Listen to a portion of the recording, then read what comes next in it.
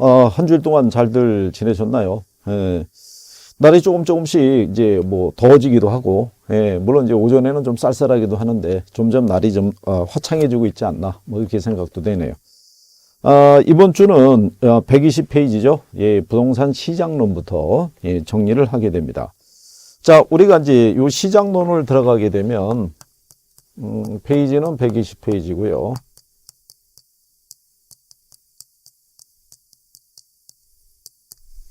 시장론의 그 단어는 부동산 시장하고요. 입지 및 공간 구조론에 대한 두 가지로 구성이 되어 있다라고 이렇게 보시면 되겠고, 부동산 시장 자체에서는 시험상에서 인용이 될 수 있는 게 부동산 시장의 어떤 이제 특성이나 그 다음에 효율적 시장 이론이나 주택 시장에 관해서 이제 언급이 되는데, 요즘의 추세 패턴을 보시면은 부동산 시장의 특성이라고 안 나오고요. 기본적으로 부동산 시장에 관해서 물어봅니다. 문제가 출제가 될 때. 그러니까 이렇게 제목이 들어온다는 얘기는 복합적으로 출제할 수 있다, 이런 얘기죠. 그러니까 이 지문 안에는 예를 들어서 부동산 시장의 특성에 대한 것도 출제를 이렇게 지문이 하나 들어올 수도 있고요. 그 다음에 완전 경쟁 시장하고의 비교 관계도 지문으로 들어오고, 그 다음에 효율적 시장에 관한 것도 이렇게 지문으로 들어오고, 또는 경제편에 있을 때 수요 공급에 관한 것도 이렇게 지문으로 들어오거나, 그러니까 이런 식으로 이제 묶어서 나오는 패턴이니까 전체적인 이해도는 조금 필요로 하지 않느냐, 그런 얘기죠. 우리가 이제 맨 앞에 나오는 이제 시장의 개념이다라고 돼 있는데, 이 개념 관계를 가지고 인용하거나 그러진 않죠. 그래서 우리가 부동산 시장이라는 거는, 시장을 어떤 관점에서 접근하느냐에 따라서 구체적 시장도 될 수 있고 추상적 시장도 될 수 있다. 이렇게 이제 명시를 해드린 거고, 121페이지에 가면 시장의 유형이라고 되어 있는데, 완전 경쟁 시장의 조건이 4가지가 있다라고 말씀을 드렸어요. 그 4가지 중에 하나라도 충족이 안 되면 부동산 시장은 불완전 경쟁 시장이다. 이렇게 이제 정리를 한 거죠. 그래서 이제 여기서의 부동산 시장에서 개념에 대한 거는 뭐 크게 우리가 인식할 건 없고요. 거기 보면 이제 시장에 대한 어떤 이제 개념 및 유형이라고 그랬을 때, 유형에 가게 되면 완전 경쟁 시장이 될 수 있는 조건은 4가지가 있어요. 요 4가지의 충족이 안 되면 불완전 경쟁 시장이기 때문에 부동산 시장은 구조적으로 불완전 경쟁 시장의 성격을 띠고 있다. 충족이 안 되기 때문에 얘는 불완전 경쟁 시장의 성격을 띠고 있다라고 얘기를 했어요. 그죠? 그리고 이제 시험상에서는 아직 언급은 안 돼 있는데, 우리가 독점적 경쟁 시장이라고 있어요. 독점적 경쟁 시장이라는 거는 시장 참여자의 수가 다수인데 제공되는 서비스의 질이 틀리기 때문에 가격 등이 차별화가 될 수 있는, 그러니까 이제 대충 얘기하는 게 뭐 헤어샵 시장 이런 거 얘기하거든요. 전국의 헤어샵은 문장이 많은데 커트하는 건 똑같지만 제공되는 서비스의 질, 커트 기술이 틀리기 때문에 지역에 따라 가격들은 다 천차만별이라고 보시면 되겠죠. 근데 전국에도 아파트 단지는 많이 존재하거든요. 근데 단지별로 형성되는 시세가 다 다르게 나타나더라. 그래서 독점적 경쟁 시장의 성격도 가지고 있다라고 학자들은 또 얘기하기도 합니다. 그래서 혹시 만약에 시험상에서 부동산 시장은 완전 경쟁 시장의 4가지 조건 중에 하나라도 충족이 안 되기 때문에 불완전 경쟁 시장인데, 그런 의미에서 독점적 경쟁 시장의 성격도 보유하고 있다 라는 정보로는 인식하는 게 필요하지 않을까 싶어요. 그래서 여기 완전 경쟁 시장의 비교 과정에서는 그런 거. 그러니까 완전 경쟁 시장의 요건 중에서는 뭐 이런 거죠. 부동산 시장도 시장 참여자들에게 완전한 정보를 제공해 준다면 틀리겠죠. 부동산 시장에서 제공되는 거는 현재 우리가 알고 있는 사실까지만 전달이 되어 있는 거지, 아직 우리가 모르는 것까지는 전달은 안 돼 있다는 얘기죠. 그래서 그런 것들을 여러분들이 구별이 가능한지 여부를 확인하시는 게 필요할 것이다, 이런 얘기고요. 그래서 이 앞에 이제 부동산 시장에 관한 이제 개념, 유형 뭐 이런 것들에 대해서는 이렇게 정리하시면 되겠고, 123페이지에 가시게 되면 이제 부동산 시장이라고 다시 이제 등장을 하죠. 그래서 이 부동산 시장에서도요, 개념이라고 얘기할 때, 여기도 이렇다는 얘기죠. 부동산 시장을 공간 시장의 개념으로 접근하게 되면 반드시 지리적 공간이라는 거를 수반해야 된다라고 얘기할 수도 있다는 얘기죠. 그래서 부동산 시장의 어떤 개념을 얘기할 때, 학자들에 따라서 개념의 정의는 좀 틀려요. 권리의 교환이 이루어지는 곳이라고도 얘기할 수가 있고요. 거기 이제 일정한 지역 내에 있는 부동산 중에는 유사한 가격이 형성되어 있는 곳이다라고 정의하는 경우도 있다. 이렇게 보시면 될 거예요. 그래서 이제 그런 정도로 보시면 되겠고, 시장의 분류라고 이렇게 돼 있을 때 분류 관계에도 굳이 많이 이렇게 중시하거나 하실 필요는 없죠. 시장의 범위에 따라 용도에 따라 이렇게 우리가 이제 구별할 수 있다는 얘기고요. 그 다음에 이제 뒤로 넘어가시면 부동산 시장의 특성이라고 있는데, 이 특성에 대한 거는 우리가 서두에 말씀을 드렸지만 지문으로 활용할 수는 있어요. 예전에는 단독적으로 문제가 나왔는데 요즘은 지문의 형식을 띠더라 이런 얘기죠. 그래서 내가 부동산 시장의 특성 정도는 구별이 돼 있는지를 확인하는 게 또 필요하죠. 그래서 우리가 거기 보시면 과다한 법적 제한이 있다는 얘기는 무슨 얘기냐면, 부동산 시장 자체가 불안전 경쟁 시장이다 보니까 시장에서 주어진 가격을 매개로 자원 배분이 효율적이지 못하다는 얘기는 필요로 한 곳에 필요한 양만큼 공급해 주거나 아니면 부족한 부분, 남는 부분을 서로 교차를 해서 그런 수요 공급의 불균형을 해소해 줄 수는 없더란 얘기죠.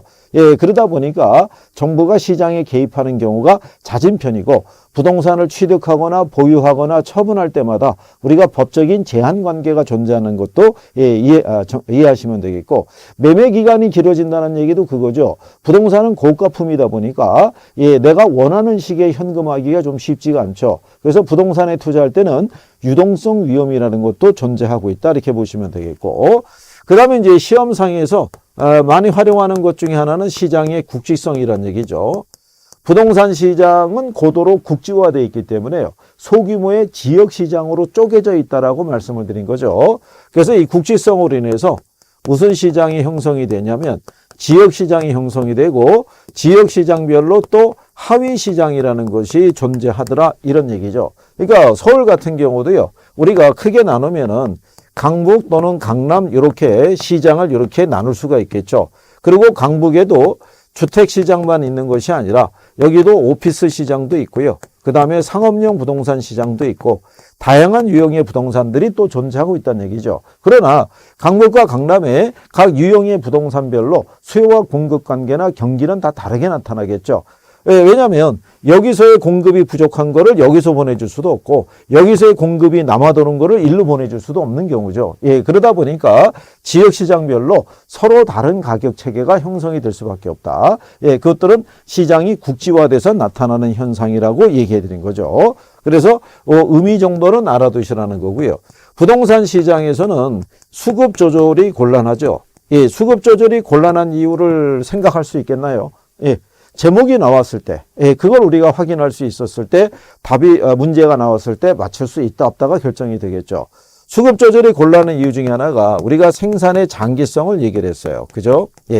그로 인해서 부동산 시장에서는 단기적으로 가격의 왜곡 현상이 발생한다라고 얘기한 거죠. 이거는 작년 시험에도 지문으로 활용을 한 거예요. 꾸준히 나오는 표현이니까 무슨 말인지는 알아두셔야 된다는 얘기죠. 그래서 단기적으로 가격이 왜곡이 될 수 있는 거는 시장에서의 수요와 공급 관계 있죠. 초과 수요나 초과 공급의 관계에 따라서 그 물건이 본래 가지고 있는 가치보다도 비싸거나 싸게 거래되는 현상이 나타날 수 있다 이런 얘기죠. 가령 예를 들어서 우리가 50평형 주택이 있고 13평짜리 주택이 있다 그러면 기본적인 가치는 50평이 크겠죠. 그럼 얘가 만약에 시장에서 거래되는 가격이 5억이고 얘는 한 1억 3천 정도가 형성이 돼 있는데 1인 가구가 급증하면서 13평에 대한 수요가 급증하는 거예요. 근데 우리는 13평에 대한 주택 공급을 바로 늘릴 수는 없거든요.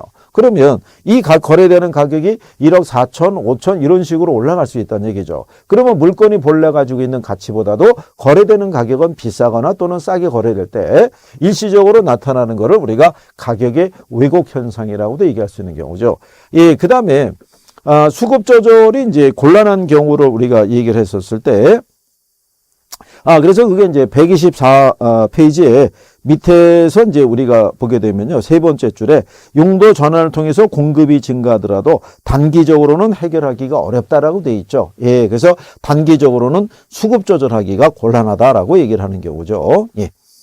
그 다음에 여기서 이제 한 가지 더 추가로 말씀을 드린다 그러면 부동산 시장에서는요. 수요가 감소하게 되면 가격이 하락하겠죠. 가격이 하락하면 공급이 줄어야 되는데 부동산 시장은 수요 감소에 따른 가격이 하락하더라도 공급의 감소가 비탄력적이에요. 예, 여기까지는 활용할 수도 있을 거예요. 그럼 왜 공급의 감소가 비탄력적이냐면 부동산은 내구재잖아요. 그래서 내구성이 있다고요. 시장에 공급된 주택이 미분양이 발생했다고 해서 얘가 그 다음 달에 바로 다 소진될 수 있는 건 아니거든요. 우리가 한 1, 2년 사용했다가 없어지는 재화가 아니다 보니까 예, 그래서 이렇게 내구성을 가지고 있어서 공급의 감소가 비탄력적인 의미도 있더라. 근데 이제 여러분들이 여기다가 이제 조금 응용하게 되면 지리적 위치가 움직이지 못하기 때문에도 수급 조절이 곤란할 수도 있고요. 그 다음에 고가품이라는 거죠. 그렇죠? 요즘 예를 들어서 13억짜리 주택이 9억, 8억으로 떨어졌다고 얘기를 하는데 그렇다고 해서 수요가 급증할 수는 없어요. 왜? 서민들의 입장에서는 8억, 9억도 대단한 돈이거든요. 예, 그래서 아무리 융자를 낀다 손 치더라도. 예, 그래서 고가품인 것도 수급 조절을 곤란하게 만들어준 이유도 되더라. 그러니까 그런 것들은 이런 하나의 제목에서 연상이 될 수가 있어야 돼요. 그래서 그런 부분까지 내가 이해가 돼 있느냐에 따라서. 그러니까 이게 단순히 암기를 통해서 답을 찾아가기가 좀 힘든 이유가 뭐냐면 내가 알고 있는 표현을 벗어나서 지문이 들어오면 나는 당황하게 되는 거죠. 예, 그래서 기본 성격 정도는 구별을 해 주셔야 된다는 얘기죠. 예, 그리고 이제 옆에 가시면 부동산 상품은 표준화되어 있지를 못하다는 얘기죠. 예, 부동산 상품은 다른 상품에 비해서는 지역성과 개별성이 강하기 때문에요. 상품을 표준화시켜서 공급하기는 상당히 어렵다라고 이렇게 생각하시면 되겠고요.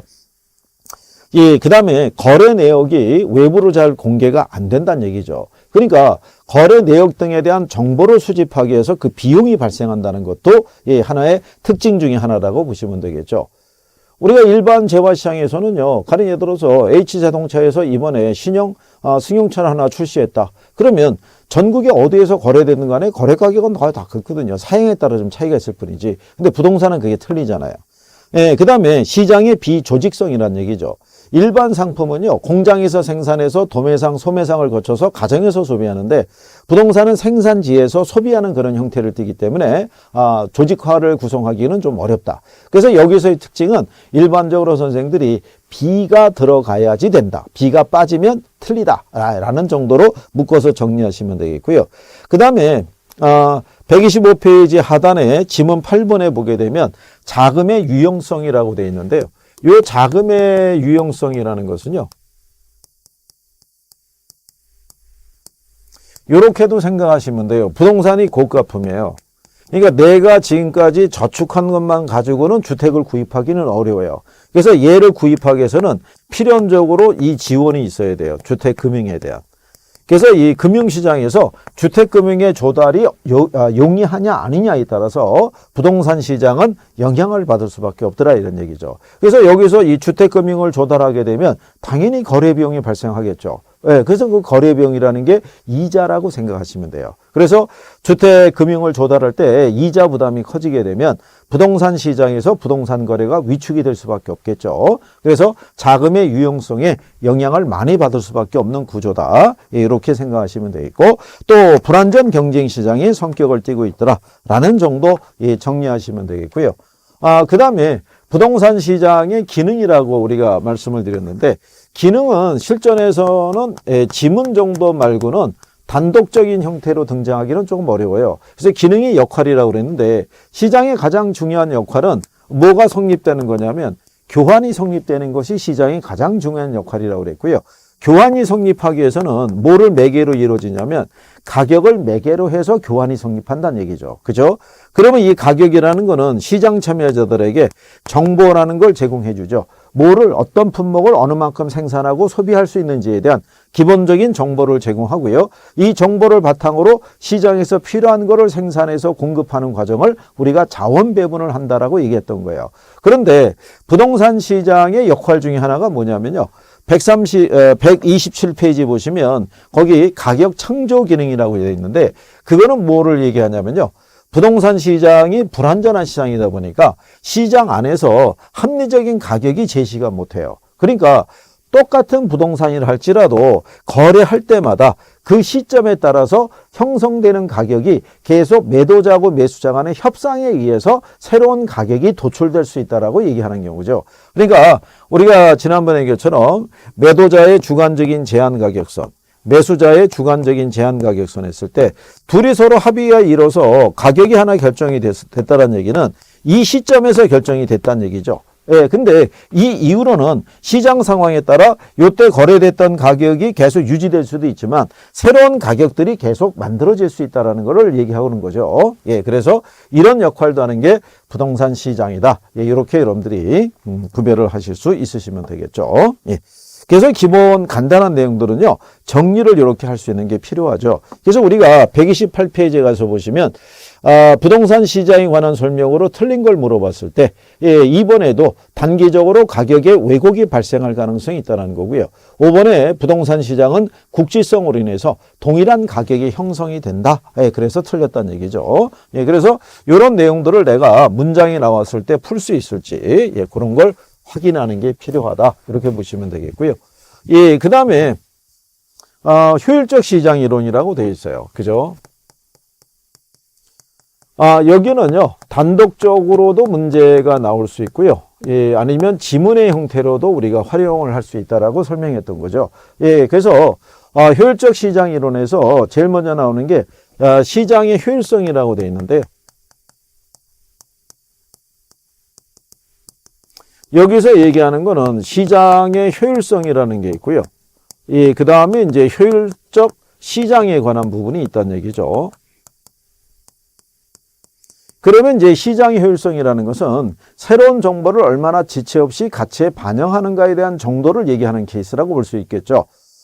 그래서 새로운 정보가 가치에 반영되는 속도는 아무래도 주식시장이 조금은 빠르겠죠.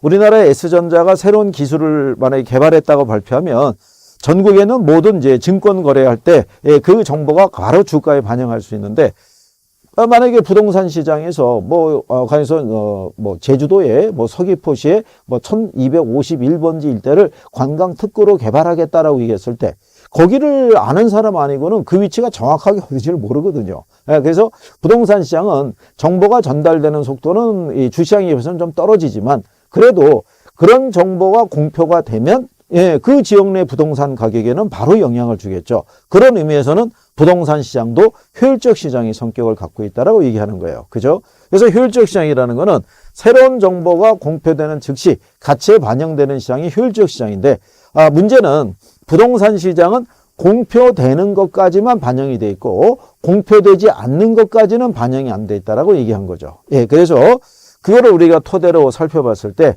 그 밑에 가게 되면 효율적 시장의 유형이라고 있어요. 여기는 별표 하시는 거예요. 그죠? 이게 앞으로 여기다가 별표라고 해야 될 것 같아요. 그죠? 노란색으로 해드리고 별표 해야 될 것 같습니다. 그랬을 때 놓치면 어디를 별표하는 거야? 또 이렇게 생각하실까봐. 네, 그래서 유형에 대해서. 이 유형에 대해서는요, 우리가 기본적으로 약성 효율적 시장이라는 게 있고요. 중강성 효율적 시장이라는 게 있고 강성 효율적 시장이 있다라고 말씀을 드렸어요. 예, 그런데 약성이라는 거는 어디까지의 정보가 반영이 되어 있냐면 과거 정보가 반영되어 있는 시장이 약성이라고 얘기를 했고요. 이 과거의 정보를 매개로 해서 투자자가 투자하게 되면 정상 이윤밖에는 얻을 수 없다라고 얘기한 거죠. 그래서 과거의 정보를 매개로 하는 것을 우리가 기술적 분석이라고 이랬다는 얘기죠. 그러니까 주식시장에서는 과거의 특정한 기업의 주가의 움직임이 어느 시점을 기점으로 해서 변화가 발생했는지를 놓고 주식을 매도할 것인가 매수할 것인가를 우리가 결정을 할 때 쓰는 것이 그게 기술적 분석에 해당이 된다라고 생각하시면 되겠죠. 근데 시장에 참여하는 사람들은 특정한 기업의 과거의 주가의 동향은 다 알고 있는 경우죠. 그러니까 과거의 움직임을 가지고 투자해봐야 투자자가 얻을 수 있는 거는 정상이윤밖에 없다는 얘기죠. 근데 단 이 시장에서도요, 정보를 매개로 하면은 초과이윤을 얻을 수 있다고 그랬어요. 현재나 미래에 우수한 정보를 입수할 수 있으면 초과이윤을. 예. 자, 그런데 중강성은 현재 정보까지 반영이 되어 있어요. 그러니까 현재 정보라는 건 시장에 공표된 사실은 바로 가치에 반영되는 시장이죠. 그거를 매개로 분석하는 것을 우리가 기본적 분석이라고 얘기한다고 말씀을 드렸는데, 기본적 분석이라는 건요, 기업의 내재 가치를 우리가 분석해가지고, 기업이 이제 상대적으로 주가가 저평가가 돼 있으면, 그러면 내가 여기다 투자하면은 또 차익을 기대할 수 있을 거 아니겠어요? 예, 그래서 투자 종목을 선택할 때 쓸 수 있는 방법이에요. 그런데 시장에서의 소위 얘기한 대로 동학개미가 있고 서학개미 뭐 이렇게 소액으로 투자하는 분들이 계시다고 그러는데, 그분들이 만약에 S전자의 현재 주가가 7만 원대를 형성하고 있을 때 그 7만 원이라는 거는 S전자의 앞으로의 성장성, 안정성, 수익성에 관한 모든 정보가 집약된 결과라고 얘기거든요. 근데 현재 그렇게 알려진 정보를 매개로 분석해서 그 이상의 가치를 내가 판단한다는 거는 현실적으로는 되게 어렵다는 얘기죠. 예. 그럴 것 같으면요, 뭐, 너도 나도 주식 다 떼돈을 벌게요. 그거는 어렵고, 다만 여기서 이 정보를 매개로 해서는 투자해갖고는 정상 이윤밖에는 얻을 수가 없어요. 근데 예를 들어서 예외적으로, 예, 그 S전자의 높은 위치에 있는 사람하고 개인적인 친분이 있어서 특별한 소스를 내가 받게 되면, 나는 그 정보를 매개해서 초과이는 얻을 수가 있겠죠. 예. 그래서 이 주식이나 부동산 시장은 현재 알려진 것만 갖고는, 예, 정상 이윤밖에는 못 얻는 거예요. 그래서 이 시장에서는 이 정보를 매개로 초과이는 얻는다면 틀리는 거고, 여기도 이 정보 매개로 초과이는 올린다면 틀리다라고 이렇게 인식을 하셔야 돼요. 그리고 이제 여기서 한 가지 유념하실 점은, 자, 그러면 약성이라는 거는 어디까지의 정보가 반영이 되어 있느냐? 과거. 그러면 중강성은 어디까지의 정보가 반영이 되어 있느냐? 현재. 예, 이랬을 때 여기 안에 요게 들어가야 된다는 거죠. 현재는 과거를 내포하고 있으니까. 그래서 이제 그렇게 정리하셔야 되겠고, 강성은 모든 정보가 다 반영되어 있는 시장이죠. 예, 공표가 된 것이든 공표가 되지 않은 것이든 간에, 예, 모든 정보가 다 반영되어 있는 시장이, 예, 그게 강성이기 때문에 이 시장에서는 투자자가 투자해가지고 얻을 수 있는 거는 정상 이윤밖에 없다고 그랬고요. 그래서 정보라든가 초과이윤은 존재하지 않는 시장이 강성이다. 그래서 기본적인 성격은 알아두셔야 돼요. 그래야지만 여러분들이 문제상에서 답을 찾아 들어갈 때 최근에 나온 게 이거거든요. 우리가 약성은 과거, 중강성은 현재 이렇게 유도하면 틀리는 거예요. 중강성은 과거도 다 내포가 되어 있는 거예요. 그러니까 중강성 시장은 현재의 정보를 이용해서 투자하더라도 정상이윤만, 과거의 정보를 이용해서 투자하더라도 역시 정상이윤밖에는 못 얻는 시장이에요. 그렇겠죠? 예, 그래서 그런 내용들을 가지고 구별을 하시는 게 필요하겠고요. 그 다음에 이제 뒤에 130페이지에 가면 박스 밑에 할당 효율적 시장이라고 명시가 되어 있는데, 할당 효율적 시장에서는요, 우리가 이제 알아둬야 될 포인트는 하나가 있다라고 말씀을 드린 거예요. 그죠? 이 할당 효율적 시장이라는 것은요, 자원 배분이 효율적으로 일어난 시장이다라고 우리가 말씀을 드린 건데, 그러기 위해서는 이제 할당 효율적 시장의 개념이라고 나와 있어요. 그래서, 개념에 대해서는 이렇게 생각하시면 되죠. 할당 효율적 시장이라는 거는 자원 배분이 효율적이고요. 투자자는 투자해서 정상 이윤만 얻을 수 있는 시장을 우리가 할당 효율적 시장이라고 얘기를 해요. 그렇죠? 예, 그럼 여기서 우리가 이제 알아둬야 될 내용은 뭐냐면, 그러면 이 할당 효율적 시장이라는 것은 완전 경쟁 시장만 할당 효율적 시장이 될 수 있느냐 이런 얘기죠. 그렇지는 않다라고 말씀을 드렸어요. 그래서 우리가 이제 지난번에 할당적 효율성의 개념에 대해서는, 예, 기본 강의할 때 다 이제 말씀을 드린 거고, 그러면 여기서 나오는 얘기는 무슨 얘기냐면, 할당 효율적 시장이 자원 배분이 효율적이고 정상 이윤만 얻을 수 있는 시장인데, 완전 경쟁 시장도 똑같다고요. 완전 경쟁 시장도 자원 배분이 효율적이고, 그죠? 여기도 정상 이윤만 얻을 수 있어요. 그러면 여기서 얘기할 때 완전 경쟁 시장은 자동적으로 그냥 할당 효율적 시장이라고 보셔야 돼요. 네, 그런데 여기서 우리가 알아야 될 포인트는 뭐냐면, 불완전 경쟁 시장과 할당 효율적 시장이라고 131페이지에 나와 있죠. 예, 그럼 그 얘기가 뭐냐? 불완전 경쟁 시장과 할당 효율적 시장에 관한 부분을 물어봤을 때, 그러면 불완전 경쟁 시장의 성격을 갖고 있는 부동산 시장도 할당 효율적 시장이 될 수 있느냐 이런 얘기예요. 그죠? 네, 될 수 있다고요. 그런데 불완전 경쟁 시장에서는 무슨 이윤이 존재하냐면 초과 이윤이라는 게 존재할 수 있어요. 그죠? 근데 이 초과이윤을 획득하기 위해서는 뭐를 지불해야 되냐면 기회비용. 그렇죠? 예. 부동산 시장은요, 다른 자본시장과는 달리 부동산에 투자를 들어갈 때 취득세를 부담해야 돼요. 또 보유하는 과정에서는 보유세를 또 부담을 해야 돼요. 그죠? 또 그리고 정부가 지정을 하게 되면 내가 어떤 차익을 노리고 투자를 들어갔더라도 전매 제한에 묶일 때도 있다는 얘기예요. 그러니까 가령해서 이런 거죠. 내가 만약에 이 부동산에 분양 신청해서 양도 차익을 내가 기대할 수 있는데 그만큼에 대한 이 기회비용을 정보비용이다라고도 얘기할 수도 있죠. 예, 초과인이 만약에 1억인데 취득세가 1억을 부담해야 돼요. 그러면은 여기도 남는 거는 정상이윤밖에 없을 거 아니에요. 그죠? 그래서 초과인을 획득하기 위해서 지불하는 비용의 크기와 같다라고 그러면 이 시장도 정상이윤밖에 없을 테니까 얘도 할당효율적 시장은 될 수 있다는 얘기예요. 그래서 여기서의 포인트는 부동산 시장은 불안전하더라도 할당효율적 시장이 될 수 있다. 이게 포인트라는 거예요. 그죠? 예, 그래서 이거는 작년 여러분 시험에도 지문으로 나온 거예요. 그죠? 예, 그래서 불안전 경쟁시장도 할당효율적 시장이 될 수 있다.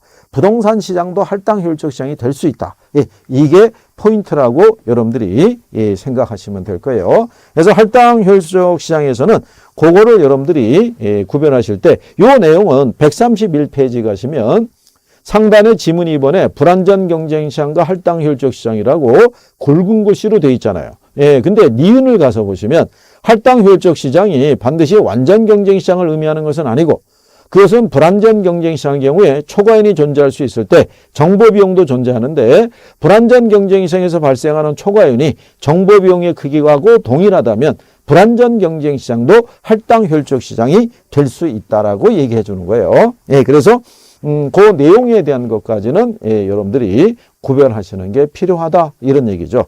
그래서 불안전 경쟁 시장과 이제 그 부분까지 우리가 해봤던 거고요. 그리고 이제 그 밑에 가면은 정보 가치의 계산이라는 게 있어요. 정보가 가치에 미치는 영향 관계를 우리가 따져봤을 때요. 강성에서는 정보가 가치에 미치는 관계는 우리가 정보가 의미가 없는데 약성과 중강성은 정보가 필요하다는 얘기죠. 그래서 정보 가치에 대한 계산을 보게 되면요. 먼저 정보의 현재 가치를 계산할 수 있을 때 정보의 현재 가치는 정보가 확실한 가치에서 불확실한 가치를 이렇게 공제해서 여러분들이 구하신다라고 보시면 되겠고요. 그러면 여기서 이제 이런 거죠. 어느 지역이 개발이 되거나 또는 그렇지 않았을 때 조건을 보시게 되면 뭐 이렇다는 얘기죠. 확실할 때가 100%, 그럼 얘가 제로겠죠. 얘가 90, 얘가 또 그러면 얘가 10%가 될 거고요.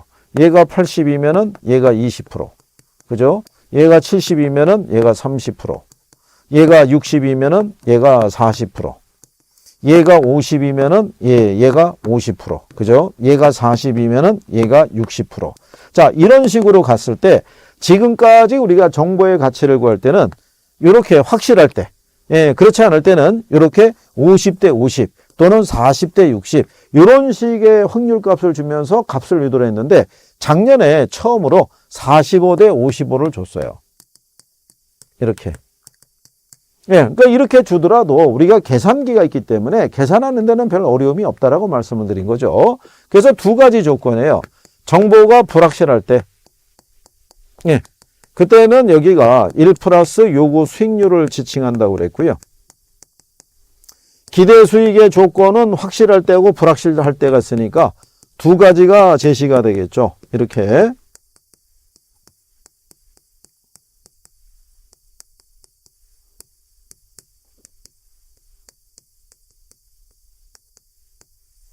그렇죠? 그러니까 조건에 따라서 여기다 대입만 하면 돼. 이 조건은 다 준다는 얘기죠. 그 다음에 확실하다는 얘기는요. 하나가 100%가 된다는 얘기이기 때문에 이때는 조건이 여기는 똑같이 1 플러스 요구 수익률이 될 것이고요. 여기는 기대 수익이 하나만 존재하겠죠. 그렇죠? 그러니까 불확실한 경우만 우리가 대입을 해서 값을 구할 수 있으면은 뭐 무난하게 도출할 수 있다 이렇게 보시면 될 거예요. 그죠?